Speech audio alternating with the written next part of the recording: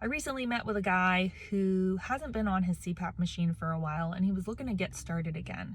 And one of the things that we ended up talking about was the fact that he has some arthritis in his hands, and it's very difficult for him to get the water into the humidifier box because like opening it is difficult for him. I don't know if you can relate or not. Nobody had ever told him that you don't have to put water in the humidifier box. You can simply turn off the box and you can turn off the tube temperature and you can run with no water in it, or you can run with water in it, either way, but you don't have to necessarily have water in it. Now, if you decide you're not going to use water, sure, your nose and mouth might be more dry, but we definitely don't want to have no water in the box, but then have the humidifier still on, because that's going to bake everything and it's going to bake your nasal passages and your throat and whatnot. So he was super excited to have somebody there to listen to him and go, oh yeah, this is totally a fixable problem. The other thing we talked about is he's kind of a hot guy, and we're starting to come into summer here at this point in time.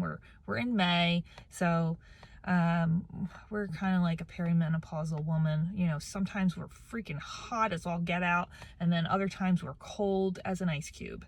And today's one of those kind of cold days.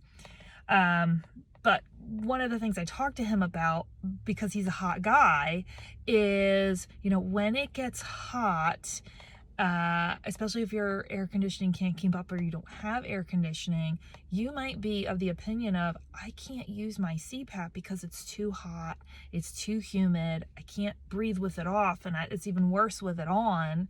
What can we do about that? A couple of things. One, you can refrigerate the water that you're going to put in the box so that that water is already cool, right? Two, you can put ice cubes in the box. Ideally, they should be made of distilled water. This video could go anywhere, and I have no idea what your water situation is where you live, but distilled water in ice cube form is going to cool that air off. And of course, you head into summer, you probably don't need the tube temperature as high unless you have a fan or the air conditioner directly blowing on the tube and cooling it down, at which point you can have water collecting in the hose. And the other thing is you probably don't need the humidifier quite as high. The higher the temperature in the air, the higher the humidity level usually. And we see this correlation.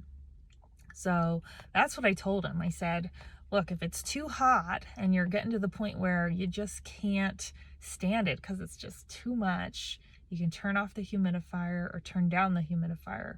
You probably don't need the tube temp, like I said, unless you have cold air blowing on it and cooling it off, and then you'll have water collecting. You can refrigerate that water. You can put ice cubes in the box, and that should help. So I don't know how this summer is going to be. It feels like every summer is either the hottest, the wettest, the driest.